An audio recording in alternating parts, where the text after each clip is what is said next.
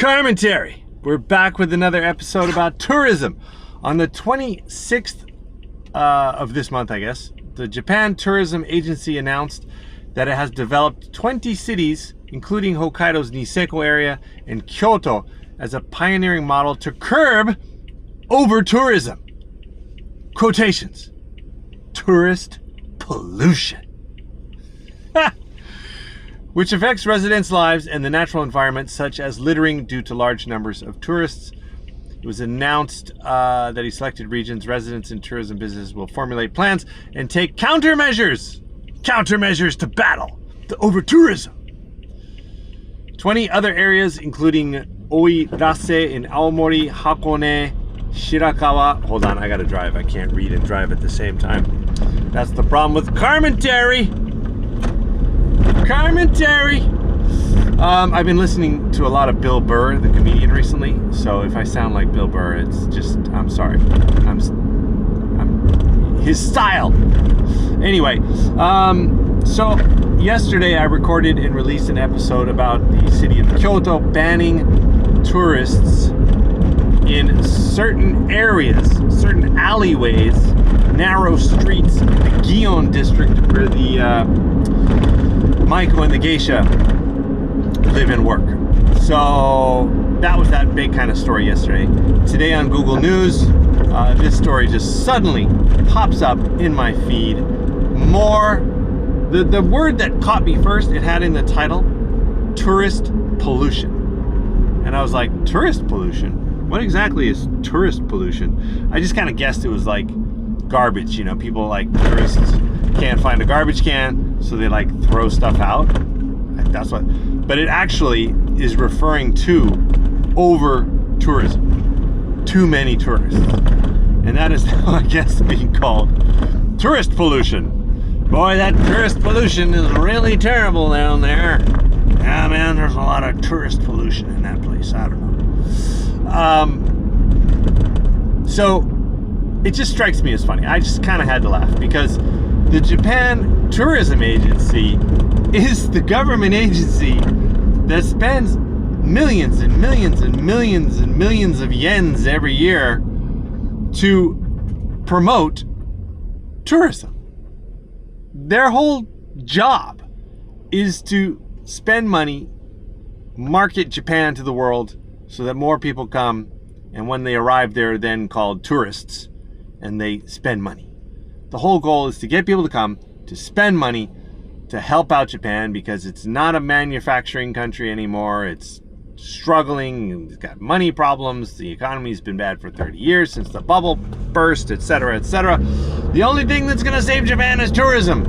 And now, the very agency responsible for that is going to try to create countermeasures to battle over tourism. Oh my God. What a joke.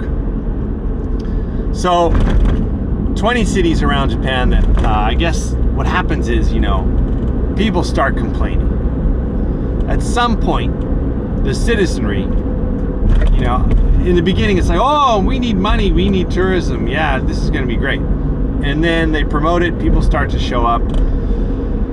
And then it starts to get a little out of hand, and then there's like buses clogging up the streets, and there's traffic, and then there's like people walking around, and then they pull on the hair of the geisha, and then, you know, people start complaining, and especially like grumpy old dudes, you know, they're like, the street, I can't drive up the street anymore, man. And, you know, it just, one thing leads to another, and then somebody calls the tourism office and says, hey, we got all these complaints, man, people are bitching and moaning. You guys got to do something. You're the ones who are kind of responsible for this. So, local governments will set up forums for consultation with residents to share issues facing the region, such as garbage and traffic congestion. See, just what I said. We will discuss what we want to be as a tourist destination, what measures we will take, etc., and formulate a plan. Yeah, right. The Japan Tourism Agency will subsidize 2/3 of the cost, up to 80 million yen. 80 million yen. How much is that? I don't even know. It's a lot of money. Basically, the thing here, the point is, the agency that is responsible for spending money to bring people to the country is now going to have to spend money to keep people from coming to certain areas. It's like, hey y'all, come on over. Except just some of you don't go to this area because people there ain't too happy about it. So this is where it's all heading. I have a great idea. Okay? I have a great idea. We'll start with Niseko, because Niseko, as it mentioned in this article, the very first town mentioned out of 20, they had 20 in the whole country. The first one on the top of the list is Niseko. Build a wall. There you have it. The plan of all plans. We've seen this, we've seen how this works. Build a wall. I say we build a huge wall around Niseko. Big ass wall. And it says, welcome tourists on the outside.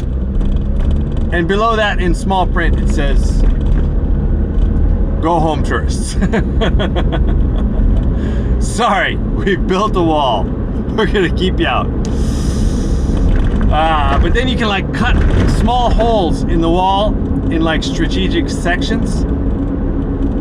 And people who've like paid off locals or like guide companies, stuff like that, they can get like special access through like a hole in the wall and they can like get in, right?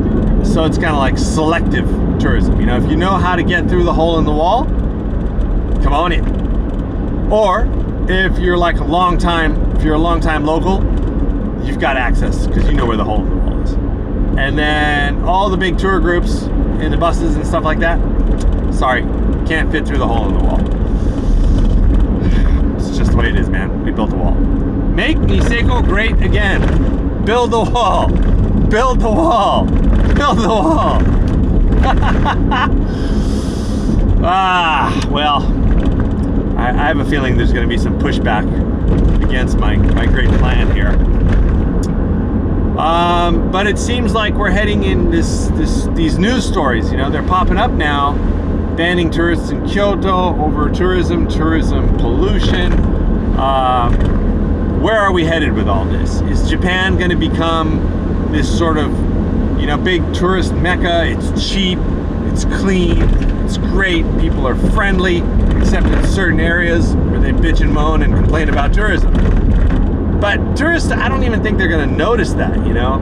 I think these, you know, Japan is so polite. Like even in the story yesterday about Kyoto, they showed how they've put up these signs in strategic areas in Kyoto and Gion saying, you know, no photographs, fine of up to 10,000 yen. But even that, like, it's a really nice sign. The sign is made out of wood with like a little roof on the edge of it to like blend in with the scenery. They're great with that, especially in Kyoto. All of Japan is pretty good, but especially in certain areas like Kyoto, they can't put up like ugly signs. Everything has to look really nice and fit in with the surroundings. And by doing that, you sort of take away the impact of a sign that's supposed to be telling people, don't take a photo. It looks so nice that you're just like, damn, that sign looks kind of nice. I think I'll take a photo of it. It's like, the sign is as photogenic as the city itself. So Japan has a soft touch with this kind of stuff. You know, they're really cordial and nice. So I don't think any of these measures are actually going to reduce tourism, or I don't even think anyone is going to do anything to attempt to reduce tourism. I think what this whole story is that the agency is, you know, they're going to continue to promote and continue to spend money, but they're going to give a little money to like local ordinances or districts who have some issues, people complaining, and they're going to like set up meetings. And basically they're going to let locals vent their frustrations to some, you know, poor government workers who have to wear a necktie and sit there and get berated with all this crap. And hopefully, you know, that'll like extend things for like 5 to 10 years. It can probably like kind of like, well, let's have another meeting, you know. We're going to have our annual meeting about the tourism pollution problem. Can you come and sign up? And then they're going to like come up with like, the countermeasures will be, let's make a nice sign that says, welcome, but don't stay too long. Let's put that up. That'll be fine. And they'll put up some signs and they'll do some stuff and just kind of like let it flow. So I think that is what this story is all about. But I have a feeling we're going to see more stories like this appearing, and I will be the first to translate them and introduce them to you. All right, that's it for today. I'm about to arrive at a local ski resort. I'm going to stop in and check out the half-pipe action here, take some photos. Another beautiful spring day here in Hokkaido, Japan. Drive safe, everybody.